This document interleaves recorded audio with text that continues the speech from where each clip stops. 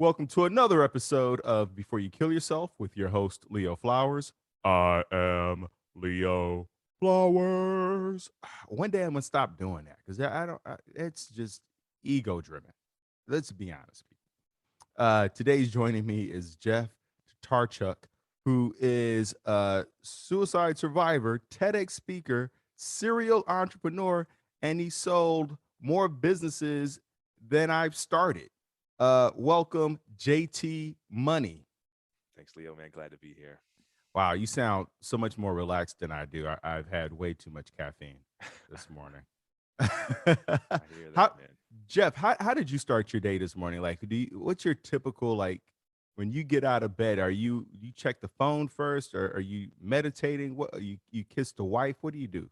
You know, I do still have the habit of checking my phone first. I do have so many things going on at all different time zones all over the world, and so I usually always wake up to check the email, text messages, Telegram to see kind of what's the first fire I have to put out first.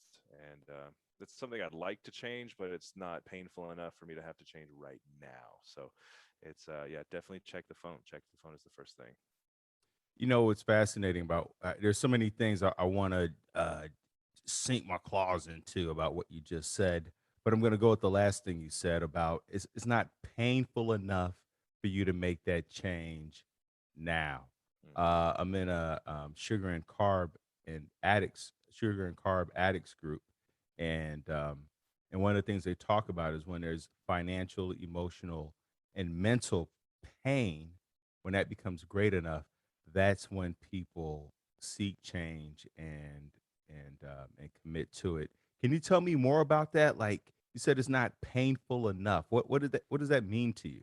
Yeah, that's a great question. And you had to put me onto that carbs and sugar AA group myself, man. I could probably use that as well. But yeah, for me, what it means is I know checking my phone, text messages, emails straight out the gate isn't the best thing for me.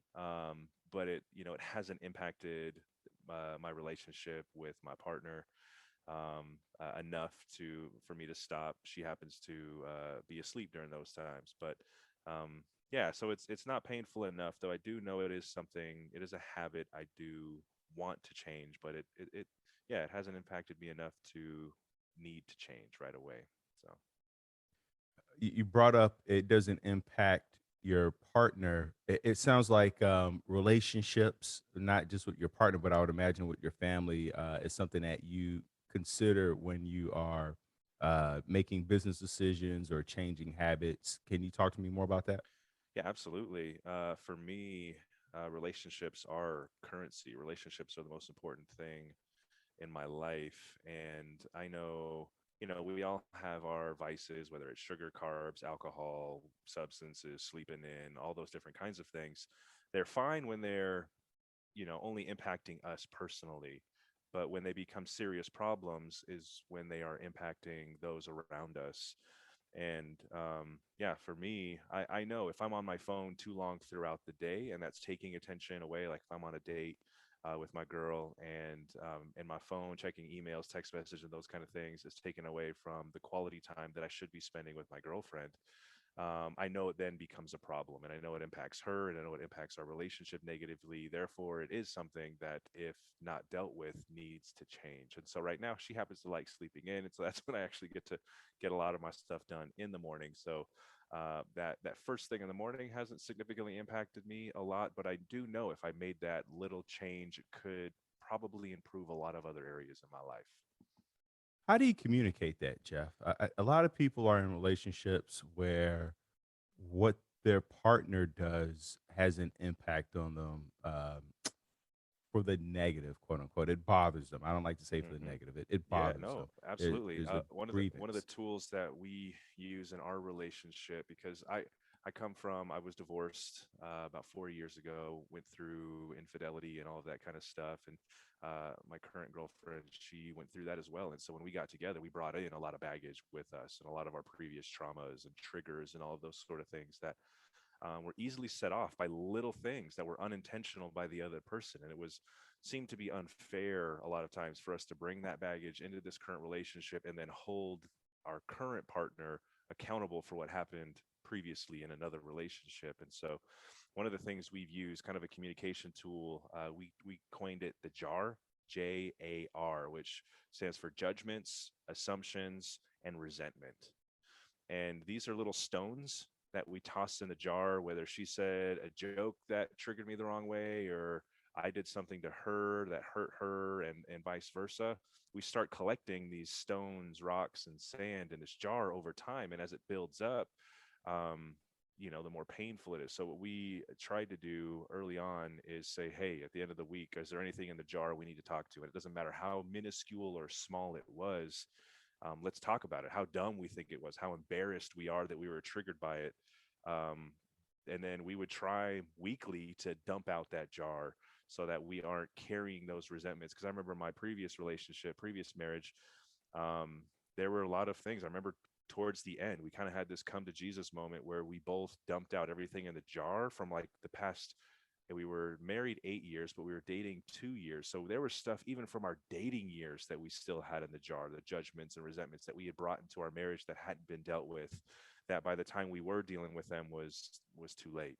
And so now we make it a practice to empty out the jar as often as possible, and provide a safe space for the other person. Because a lot of times our insecurities, we don't want to share that with the other person that we're with, but to create a safe space for us to talk through the pain points and the triggers and that sort of stuff, so that it doesn't become a little pebble, doesn't become a larger stone over time. Okay, Jeff. For all my female listeners out there, they're all wishing they were married to you right now. They're like, "Oh, he communicate and he plan on communicating." Okay, Jeff, hold up, dog. Tell me now, if you say you came up with this on your own, now every woman's gonna want to marry you. How did this come about? Did you read this in a book, in therapy? Talk to me. Yeah, so my girl and I have invested a lot individually on therapy. We read a lot of self-development books. Brene Brown is really big for me, and for me, when I look back at what went wrong in my previous relationship, it wasn't that it was bad. It was just we didn't have the communication tools, or we didn't create a safe space for each other to talk. And so moving forward, we just made it a priority. And so reading books like Brene Brown, I watched Brene Brown on Netflix. She has this amazing conversation that she uses, that she, yeah, anyway, super good. And so, yeah, it's something that for me, again, going back to relationships are the most important currency in my life. I know, just like I do protect my own investments, I need to do a lot to protect my relationship investments, which, the people I surround myself are really important. So I use that principle not only with my girl, but with friends and coworkers, just to keep communication open. And yeah, I believe it's important to have hard conversations. I believe it's important to be transparent and vulnerable.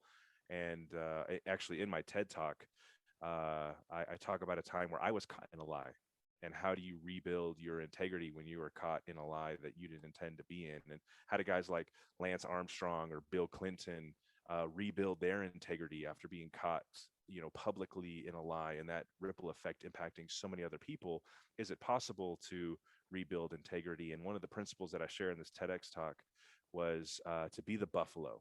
And I don't know if you're familiar with the concept of the buffalo. I happen to, my company is based in Cheyenne, Wyoming, and we have bison all around us. And they have this cool thing they do when the storm comes up over the Rockies. They actually turn and face the storm and run into it. And as they're running into the storm, what happens is you get through the storm that much faster, versus the cow. They turn away from the storm and run away from it. But when you're running away from something and the cloud is still over you, you stay in that storm that much longer. And so I've had this, saying kind of in my head, like, be the buffalo, have the hard conversations, face the storm head on. And it helps you get through the storm into the light that much faster. It's not easy. It's hard. It's going to be painful. You might lose things, relationships throughout the process. But I do believe that facing things head on does have, great, great outcomes. So yeah, that's kind of been my goal, and through the process, and picking up communication tools to put in my tool chest that can be used all along the way. is super important to me. And because I wish I would have had that in my previous marriage, and I've had businesses fail as a result of a lack of communication. And yeah, I just believe being able to communicate who you are effectively is so valuable and important. And it's just something I'm continuing to add on to my life because I was so bad at it. What I love about the last part, and what you said is communicating who you are effectively. And I think I know for me and for a lot of people out there, struggle with who are they. Mm, In school, there, it's about what you're going to become. Um, and at no point really, when I think about education, are they asking you, who are you as a person? What are your characteristics? What do you value? How do you um, process who you are, assuming that, like, who you are is changing over time? Yeah, we're constantly evolving as a person and adapting. That's interesting because it actually leads into why I attempted suicide in middle school. So I was raised in a pretty traditional evangelical home, Christian home, and I had pretty conservative parents. They had rules and different things that they were trying to communicate and rear me in a particular kind of way that I just rebelled from and pushed back from. And I had a brother who was 10 years older than me that he was the straight A student, really smart, perfectionist, clean room, artist, played piano, all that kind of stuff. And at about fifth grade, I was diagnosed with ADHD, dyslexia, ODD, oppositional defiance disorder, and just struggled in school. And I saw the attention and adoration he was getting as the straight A student and perfectionist musician, all that kind of stuff. And then for me, it's like, well, I'm going to get attention in the other direction. And so I started acting out, trying to be the class clown, all of that kind of stuff. And I just didn't feel like I fit in early on. I saw all my friends, they were doing really well in school. They can turn in their book reports so much faster than I could. They were getting better grades on their tests, and I was like, why isn't this come easier for me? Why does it take me so much longer to read things and process things? Why do I hate sitting down, and why am I this way? And then when I got those diagnoses, I was just like, man, it's because I'm broken, and it's because I'm different. And to me, and then here comes the medications, that the Adderall, the Ritalin, the antidepressants in like sixth grade. And then now I'm just like trying to process all of this, trying to process growing into becoming a man, going through puberty, all of that kind of stuff that just got worse and worse, man. And to the point where yeah, I was like, the pain that I'm feeling inside from being that round peg shoved in a square hole, um, I felt like a steel wet blanket, just weighing me down in eighth grade. And I remember thinking, like, I tried everything. I tried getting attention. I tried girls, drugs, all the things, the adrenaline, different things to try to make myself feel better. But I couldn't run away from this like wet blanket cloud. And I remember I hated my parents. I was just so ragey and angry, but I didn't honestly know why. Like, my parents were decent people. They didn't abuse me. They didn't hurt me. They provided for me, and I was just angry. But what I realized was I just couldn't fit in, and I didn't have this identity. For me, what it seemed like was a good place to be was you were a straight A student, you did well in sports, and if you weren't that, you weren't a success. And I was like, well, that does it for me then. I'm not going to be able to make it. And, when you're a kid, school seems like an eternity. The 2 years in middle school seem like eternity, and high school feels like an eternity when it's literally only like 2 years, 4 years, 6 years of your life. And I remember that moment, going in and out of counseling and therapy and just all these different things, thinking like, I need to end this pain. And I felt like the only thing I could do to end the pain was to attempt to take my life. And I did. And thankfully it didn't, work out. But I still remember like trying to figure out a way to pierce through that was so important for me because it felt like it was the only way out. And no medication, no anything was hitting it. And so, yeah, that kind of sent me on this journey to discovery, kind of imposed journey. My parents sent me my ninth grade year to a group home. I was born and raised in Southern California, and they shipped me off to this group home out in the middle of Tennessee, like in the sticks, on a river with goats and cows and farm and all kinds of stuff. And it was a completely different mindset shift for me. And there were like 16 guys out there on this farm and completely different lifestyle, and they actually changed diet and everything. And yeah, I started to see some shifts in all of that. I started to see, okay, things can be done differently. The school's kind of structure and system was set up for people with ADHD and all that kind of stuff. I was like, oh, so I am not dumb. Like I just think and do things differently. Things started to click, and then I started to kind of rise up into leadership positions. Like, oh, maybe I'm a leader, and just different things started to click in for me over time. Um, that started to make more sense. But I knew I was different. I knew my mind operated differently. But then I started to realize I actually am smart. I actually can do stuff, and yeah, I just had to kind of learn what those things were that I was good at, that I could kind of double down on. And I found this principle that really helped me. This came about maybe 6, 7 years ago as I was on this journey. Like I wasn't a school person. I don't know how I made it through high school. My mom begged me to go to college, and I went, but struggled through that. Didn't know how I graduated. Didn't even think I was going to graduate on the day of graduation, sort of thing. And made it through. And I discovered this thing. I don't know if you've heard it before, Leo. It's called Ikigai. Ikigai. It's a Japanese Yes. concept. I don't know if you guys have talked about it on the show before, but it's popularized by Dan Buettner, who did a study on the blue zones for National Geographic. And for those of you that don't know, blue zones are areas in the world that have the highest concentration of people that live over 100 years old, centenarians. And the places he studied at the time was Loma Linda, California, Okinawa, Japan, and Sardinia, Italy. And one of the things he discovered in Okinawa, Japan, was this word kept coming up over and over and over again: ikigai, ikigai, which, as he dove in to research it more, means your reason for waking up in the morning or your reason for being. And I remember kind of, juxtapositioning myself back when I was, attempting suicide to that moment. I was like, man, do I have a reason for waking up in the morning? What is that reason? And if you were to Google it right now, you could go check on your phone, just Google Ikigai, Ikigai. You'll see a Venn diagram, and it has this Venn diagram of your passion, your mission, your profession, and your vocation. So it's essentially like, what are your strengths, your what do you like, what can you make an impact in, and how can you make a living doing it all? And if you can kind of find the heart of all of those things, the root at the core, that's your sweet spot. Like there's and they attribute living in that sweet spot to longevity. And for me, that really changed a lot for me as I was going on a journey myself of self discovery, of figuring out what am I good at. I've kind of come up with this acronym called Sweet Spot, and SWEET is an acronym for strengths, understanding your strengths, figuring out what you are good at, your weaknesses, your education, like what life experience, what things have you learned throughout your life that are unique to you? What life experience do you have? Where were you born? What was your environment like? Who do you know? What do you have access to?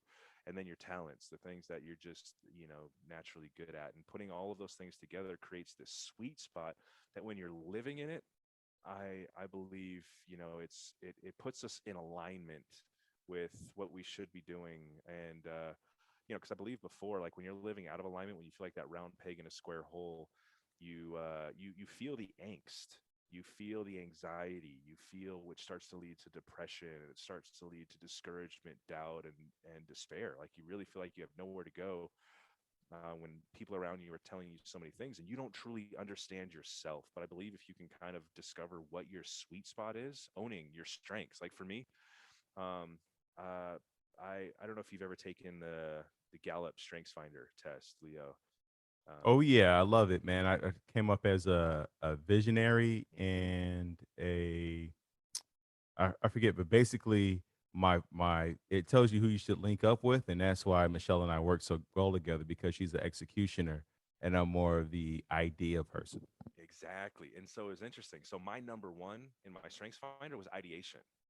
And I had people my whole life. Like I've started more businesses since like middle school to today than, like you said, most people have even started.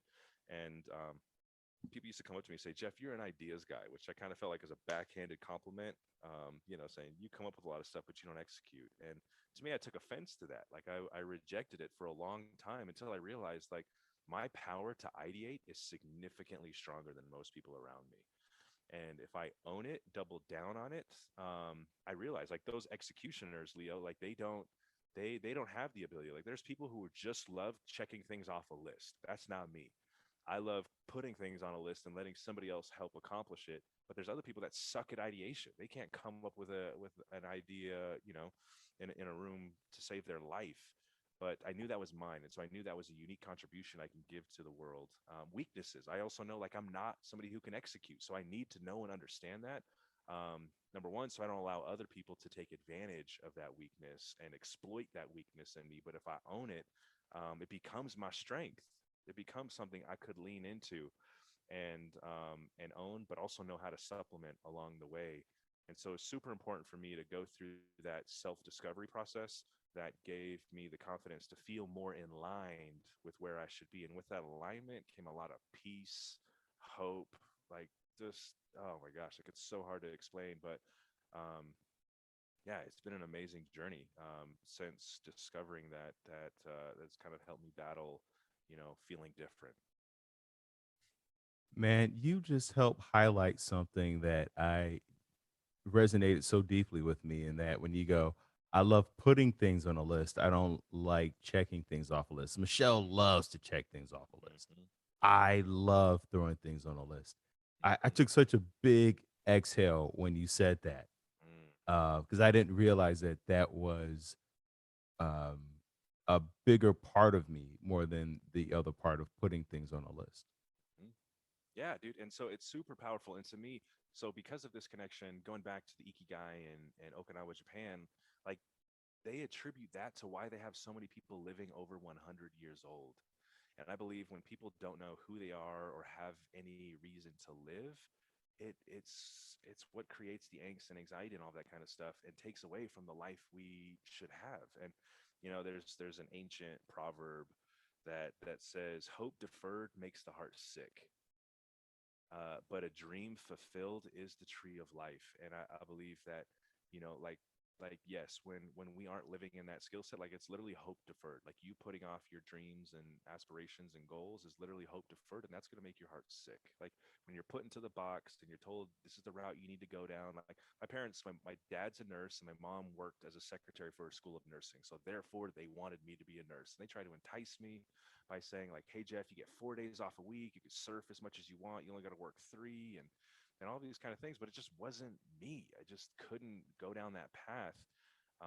And so the more I kind of kicked the can down the road of doing what I felt like I was built to do, I could see it just made me anxious. It made my heart sick. But it says that a dream fulfilled is a tree of life. And I believe that, like, when we get in alignment with who we are and what we're supposed to be doing and figure out a way to get paid to do that, like, it's literally snacking on the fruit of the tree of life, which I believe is kind of takes us back to that whole Ikigai concept of, tapping into longevity versus the opposite of wanting to take our lives because we don't feel like there's any other hope or reason for us to be here.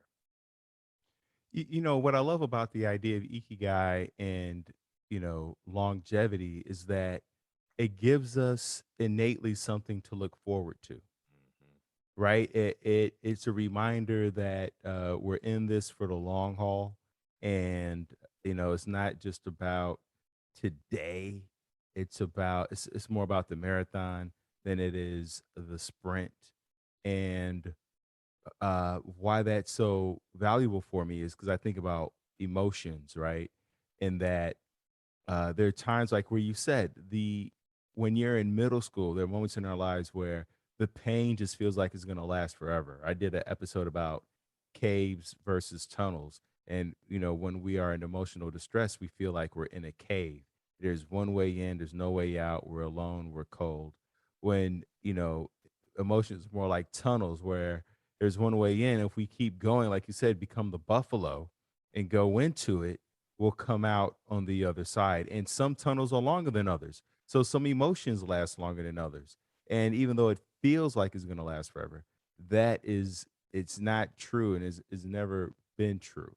There is a way out, but we have to Totally. breathe through it. I love that. I love that. So good. So when we talk about ikigai and we talked about relationships. I want to talk a little bit about business, because so many people are struggling financially. One, to make money. Two, to hold on to the money that they do have. And then three, to grow the money. Are there different mindsets for each one of those? Totally. Yeah, you nailed it. I think a lot of times, society kind of paints this picture: go to school, go to college, collect college debt, get a degree, and hopefully that degree can get you a job that can then help you pay down your debt and maintain a decent lifestyle ongoing until that thing is paid off. And then you could retire and then you could do whatever you want after you're, what, 66 or 67 or whatever. And to me, that's such a cage of a mindset. And I feel like it's super unfortunate that it's kind of the traditional path that society has placed in front of us. Because I know that's not the way I was built. Like yeah, despised going to school. And I do feel like, yeah, the different paths are, getting out of debt, figuring out how to manage your own finances, and getting out of that into a place of financial freedom. And then once you're in that space of financial freedom, finding ways and extra streams of income to make money, whether that's just one stream of income, whether that's your job, or multiplying that into other streams of income. And then, like you said, the third being, how do you grow that wealth once you start deploying it? And so for me, the first thing is, a lot of people right now deep in debt, man. A lot of people in forbearance and facing pre-foreclosure, uncertainty, all kinds of stuff. And and that also causes anxiety, depression, despair, and going deeper into that cave, like there's no way out, when in reality there is. I think there are ways to kind of face the darkness of the cave. Because you look at these other people, like you look at what Rihanna just was announced as a billionaire, Kanye West, Jay-Z, all these people, like, man, I just want to be that. I want the cars and the clothes and all that kind of stuff. When I'm sitting here like, man, I'm $50,000 in debt. I'm in forbearance. I haven't paid my stuff in a year and a half. I'm about to be bankrupt on, or foreclosed on and go into bankruptcy. And to me, that would be super discouraging. But I do believe there are kind of ways to navigate out of that. And once you get out of that, you can start developing streams of income. And there's so many ways to make money today, man. Whether kind of figuring out, what are you good at and what do you like to make money. What would you like to, if you could get paid to do anything in the world, what would you do? And for me, I love helping people start businesses. I see myself as a kind of a surrogate of businesses. I start things and launch them and build the teams and kind of set them up to go. But there was no way I could learn that in school. And so it was kind of figuring out, what do I love and what can I get paid to do? What would I do even if I wasn't being paid to do? Like, if money wasn't even an issue, what could I continue to do? And then find ways to get paid to do that, which for me was, I started coaching people who wanted to start businesses. And then I started getting equity in companies. And then I started becoming a startup advisor. And then I was able to start to take the money that I was making and put them into other businesses to continue to multiply them. And then I realized, once you kind of there's a tipping point that you can hit, and then it just continues to grow and expand and put you in spaces and places that give you opportunities that I didn't have. Like my parents, man, they still, I mean, San Bernardino, I don't know if anybody who's listening knows about San Bernardino, California, but it's the second bankrupt city just behind Detroit. Like, more gangs per capita than anywhere else in the United States. My parents still live in the same 2-bedroom, 1-bath house they've been in 45 plus years, in a neighborhood that's gone downhill. And I wasn't raised around entrepreneurship, but there are more ways now today to make money than ever before. And so, with YouTube University and just accessing people and DMing people on Instagram to try to get mentorship to find ways to make money is so important. I can't overestimate it, overemphasize it enough. But yeah, there's definitely ways to do it that I would encourage people to just try. A lot of people say, well, I'm not an entrepreneur. I didn't go to business school. I didn't learn finance or accounting or any of that stuff. You don't need that to be successful and make money today. You don't even need coding skills to build a website. You don't even need, anything to, like, do a podcast. You don't need platforms. Like, you don't need to get on TV to become famous. Like, it's a completely different world, and access to what you want is more accessible today than ever before, and the barrier to entry is so low that it's really exciting time to be alive. You brought up mentorship, and I think that a challenge for a lot of people is, in general, asking for help, saying, um, I'm really in desperate times. I'm going to lose the house. I'm going to may potentially lose my family. The kids are our way of life, and it becomes such a hard thing, especially for men, but anybody who is used to a certain lifestyle to say, "Hey, I need help," and I feel like the idea of seeking out a mentorship is saying to someone that you need help. Is there a reframe for that, or can you talk more about the benefits of seeking a mentor and how to do that? Totally, totally. I know a lot of people when they see success, envy and jealousy kind of get in the way of that, where they will. It's more comfortable to like backbite and talk them down and hate on them than it is to try to figure out what they did to get to where they are. Because what I always said is like success leaves clues, and you never have to reinvent the wheel to get to where somebody is. And so what I have found is like, yes, I wouldn't be where I'm at today if it wasn't for access to people and mentors and that kind of stuff. And growing up, I didn't have access to a lot of people. There was nobody in my home who was an entrepreneur. There was nobody who I didn't know anybody who started their own business. But what I found was getting, just finding people that you admire, and then find a way to help them, find a way to get in the room, find a way to add value to that person. Could go a long way. One of the things I always tell people, the fastest way to get what you want is by helping other people get what they want. And if you can, find ways to help other people do that, then it'll just increase your path to success that much faster. And mentorship, man, there's no faster way that I've seen that has kind of put fuel behind my success is getting access to people. And sometimes you do. You have to pay to play. You have to pay to get access to people. You have to pay to be in the room. And like, yes, that you do have to pay there. I've done things. I remember when we were first starting out, we were fundraising for one startup, and we didn't have money. We were literally bootstrapping everything at the time, and it was for a blockchain company. I remember there was one crypto conference that was happening in Half Moon Bay up in California. It was an invite only at the Ritz Carlton. It was like a $15,000 per ticket event, invite only. And so me and my business partner, we snuck in. We were saying, hey, we're going to go hiking on the beach.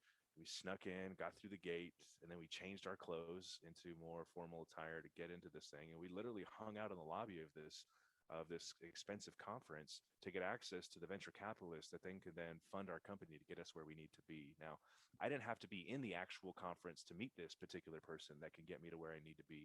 I just had to be within the proximity of where this person would be. And so what's funny was we were sitting out in the lobby because we couldn't get into the actual conference, but we were sitting in the lobby where everybody had to pass through to get to the conference, and we happened to meet the PR girl for a bunch of VCs in Silicon Valley, and she like runs the Twitter for all these really high up VCs. And so she, who also wasn't in the conference, was the plug that gave us access to all these people that then gave us access to. We actually got $5 million in funding for this startup, but we had to get crafty. We had to get we had to get creative with how we got access to these people.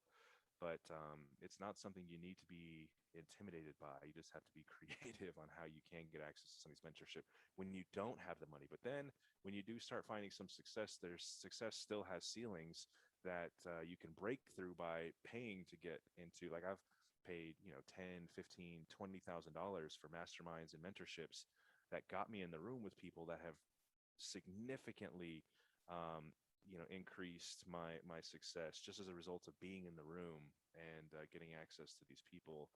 So yes, there are kind of intro level get access, and then once you get some money, pay more to get access. But for me, like all the money I get, like I said, relationships are currency, and I will pay a lot of money to get access to certain people to build up those relationships over time, which I believe are super important today.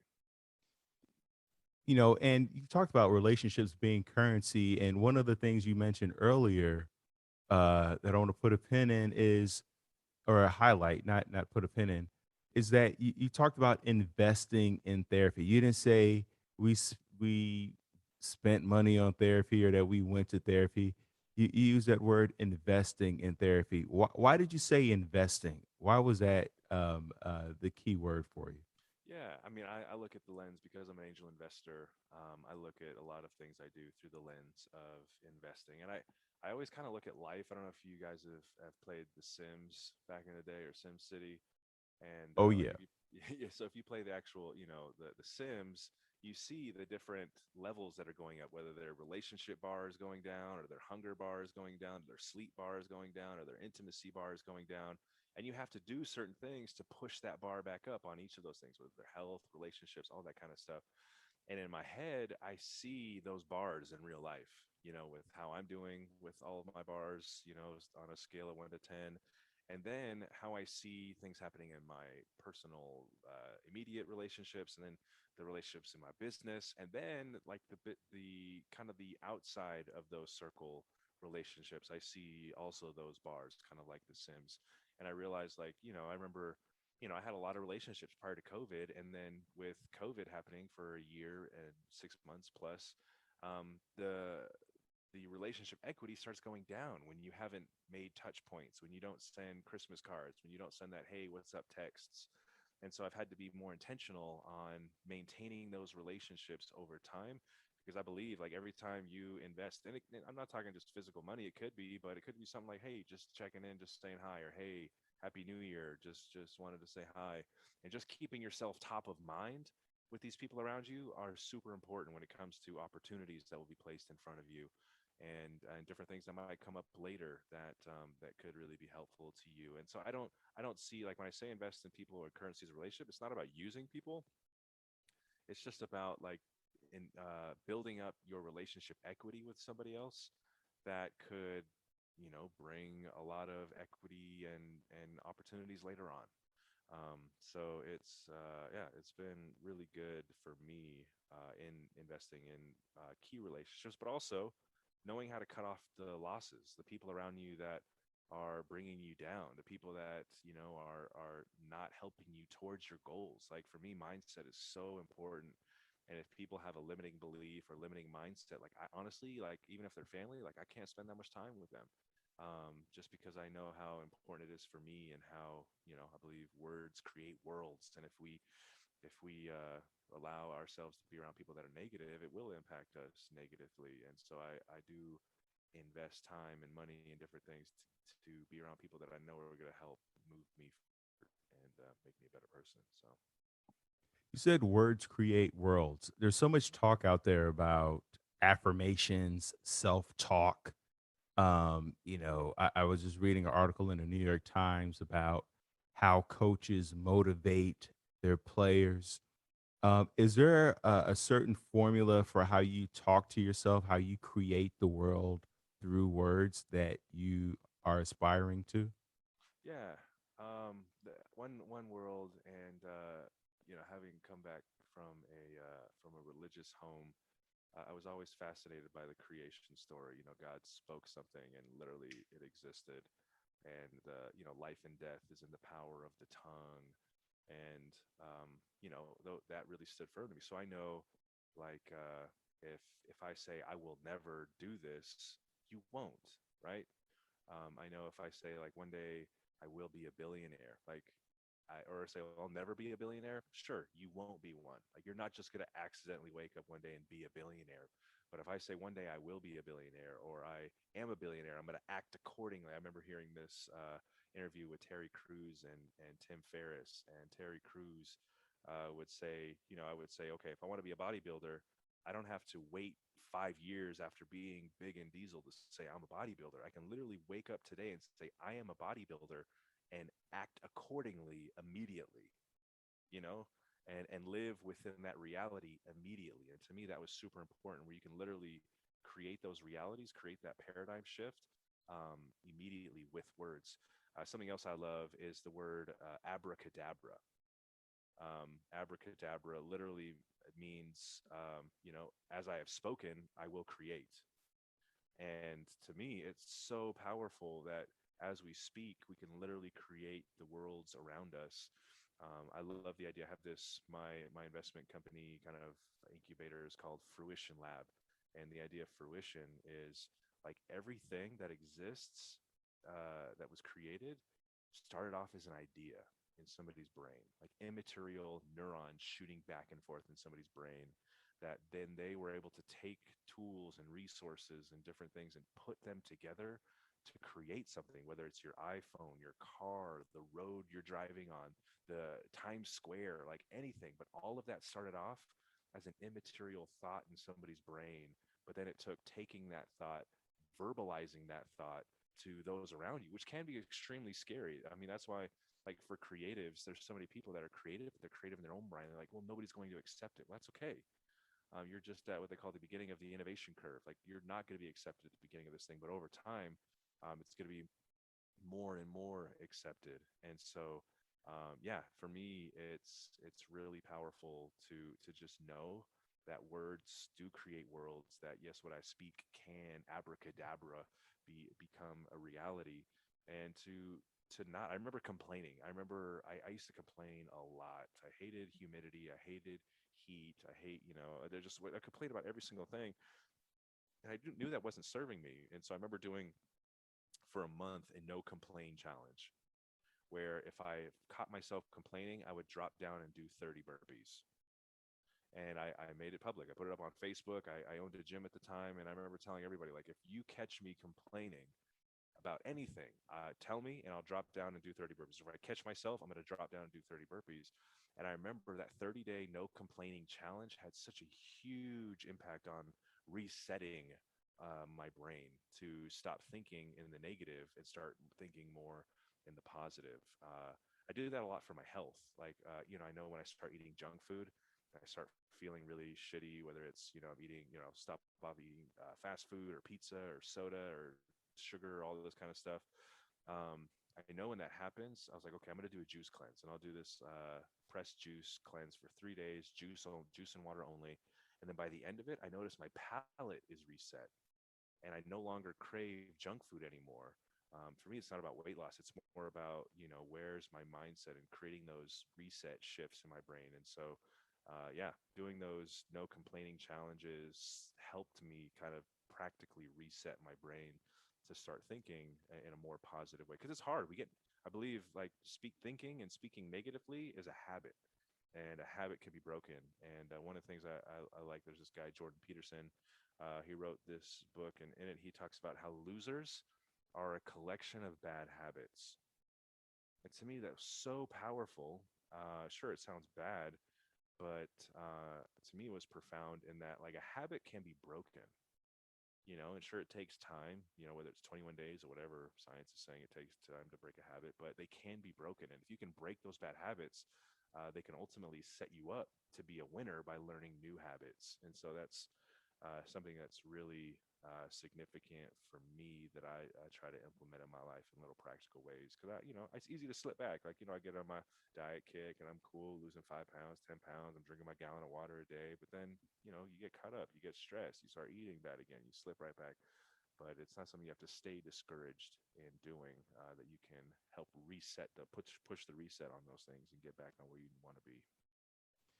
Man, so many powerful words. Two of the things I want to emphasize for the listeners out there. One is when we look at suicidality, um, two of the things that are said to anchor us or tether us to life are purpose and people.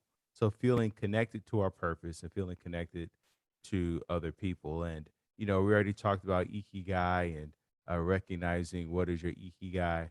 And the other part is, I love that you mentioned the amount of effort to be connected to other people. I grew up with this idea that um, if they're meant to be in my life, they would just be. That it didn't require effort on my part. It should just happen naturally. And I think this is the idea that we get from movies and TV and media and other people. Um, but it does require effort. It does require thoughtfulness. It does require mindfulness, and to have a practice. I like this word, practice of being connected to other people, whether that means a daily practice of how you connect with your significant other or others. It's 2021. Relationships are so dynamic now.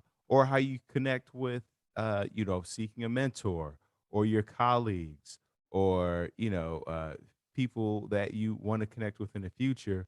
Like, what's your practice for staying connected versus leaving it to, the will of the universe?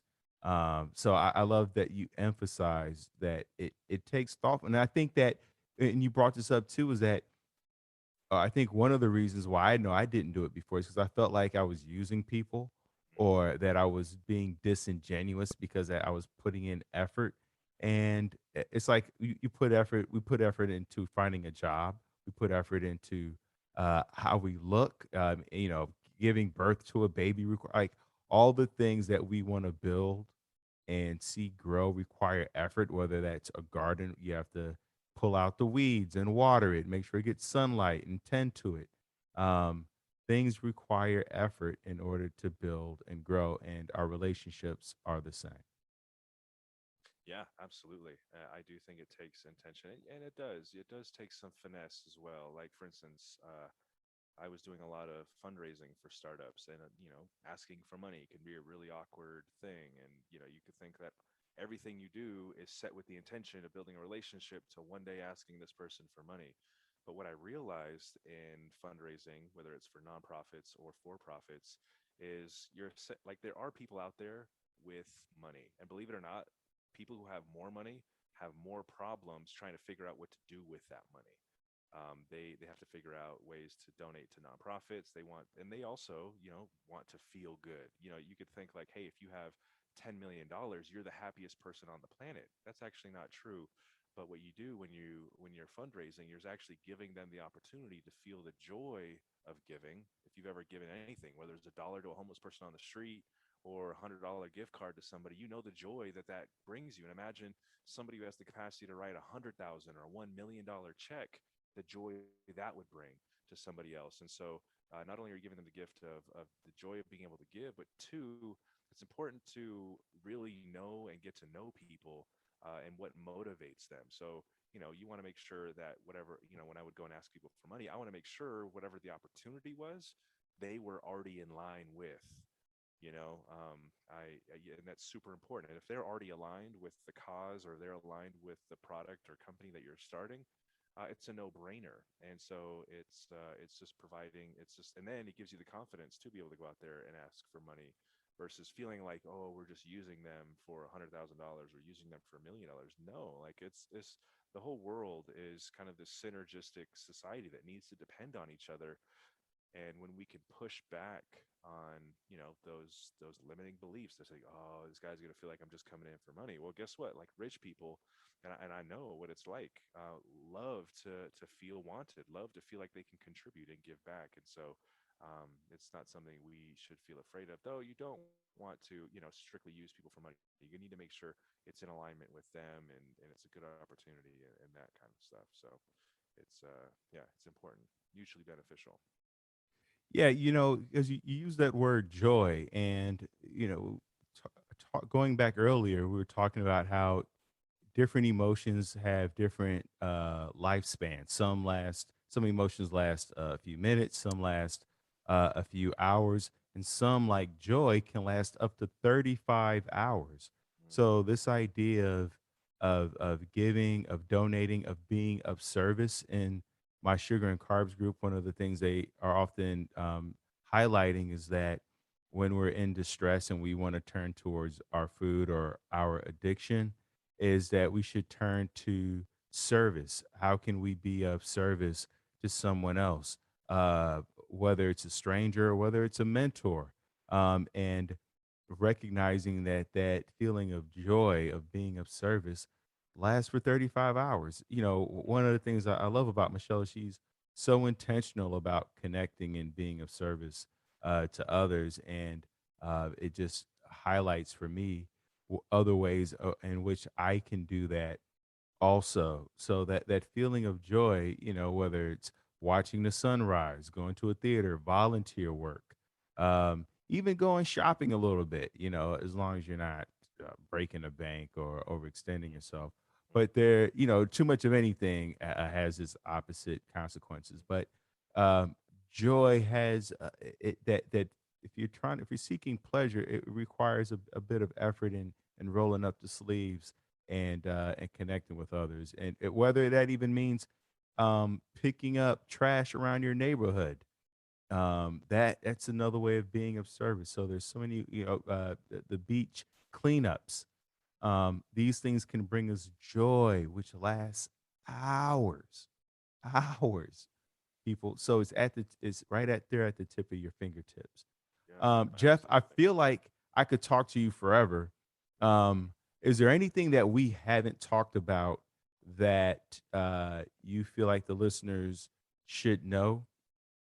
Yeah, no, I love. I think what I, yeah, I'd love to piggyback on what you mentioned on joy because I feel like that's so important. And I remember trying to navigate the depression and discouragement and despair and all that kind of stuff for most of my life. Like even past middle school, I've always still dealt with the thoughts and those things. Like it keep coming back. It's not something that just stopped after I was like, oh, I found my purpose. Where and I read this book. There's a really great book called Your Life's Purpose by Michael Louisier. Highly recommend it. And it's essentially like it's like Strengthsfinder, but for your purpose, trying to find what fulfills you. Same guy, he wrote the Law of Attraction, but this is one super practical. It could be read in like a couple hours. It's more of a workbook like.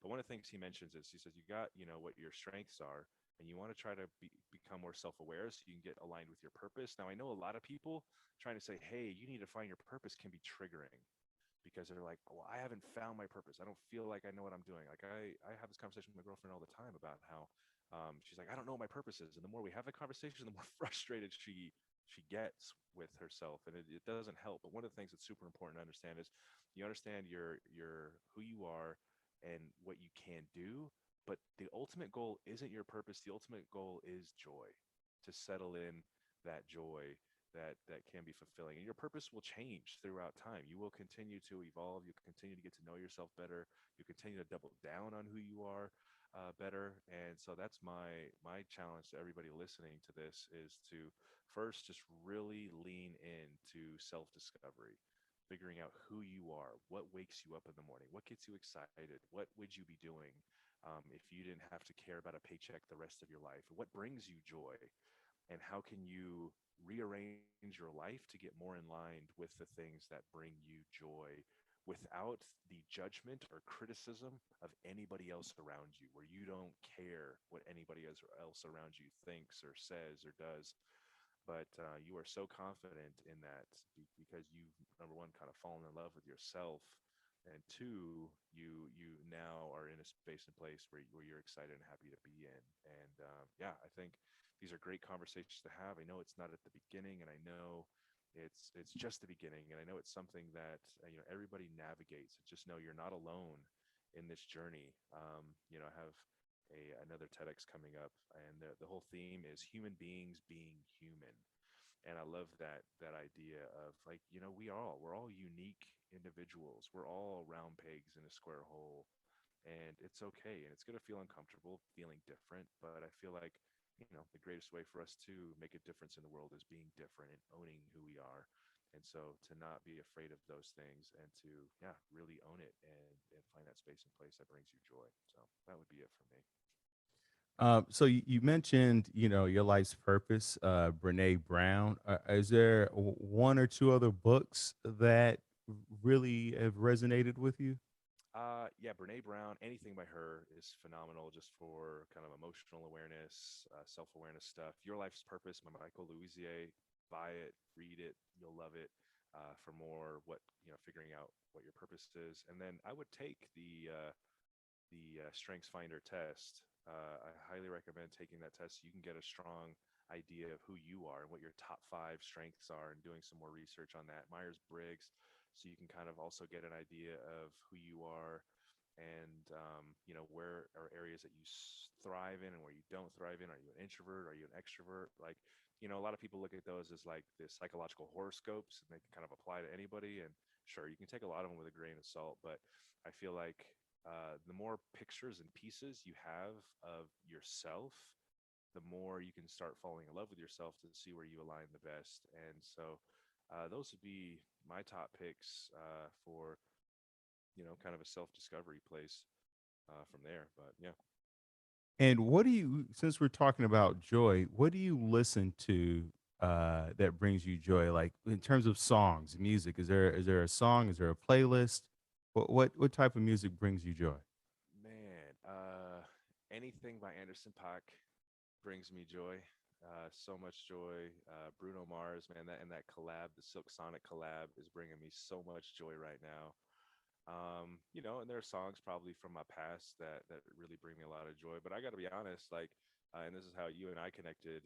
Going to comedy shows, super important. Like me, I live here in Las Vegas. There's comedy shows every single night. There's open mic nights, and finding the space and place to laugh again. I just saw Ron White the other night, and he just tore it up. And those things bring me a lot of joy in being able to laugh, even in the midst of pain. My girlfriend's mom just passed away last week, and literally like the day of her funeral, we went to go see Ron White, just so she's like, I got to remind myself to laugh again. And I think those things are important. So yeah, comedy shows. I watch The Office. The Office brings me a lot of joy. Seeing Michael Scott and all those guys and their awkward antics bring me a lot of joy. That it's okay to be weird and different. And yeah, so that's kind of what I do. And last two questions. One, what are you looking forward to? Mm, you know, with everything that's crazy right now in the world, and I feel like people thought, well, what happened with COVID, it's a black swan event, and all these different things are going to be what are the tipping point of the world. And now we see with Afghanistan and all this kind of stuff, like there's so much plight and drama happening in the world. What I look forward to and really fighting for is a space and place where people can both be individual, who they are, and respected for who they are, and also respect other people that are different than them. And I look forward to that sort of future coming in the future. And I think society is moving in that direction. I think it'll take us a little bit of time to get us in that direction, but things are so politically charged right now, and all different stuff in the world. But I just think if we can love who we are and learn to love and respect other people who are different than us, and learn how to communicate without being overcharged and emotional, some really good stuff can come from that. And that's something I'm learning to practice in my own life, even with people that differ from me. And I really hope we can get to a space and place in the world where that can be the environment moving forward. I love it. And then last question. I always imagine there's one person listening in, maybe on the precipice of wanting to end their life. Before you kill yourself, what would you say to them, Jeff? Don't do it, man. Don't do it. Um, I know you are experiencing a lot of pain right now. I know you feel like you're in that deep, dark cave with that heavy steel, wet blanket on top of you, that thick cloud that you feel like you can't pull through. But yeah, there is hope. There is light.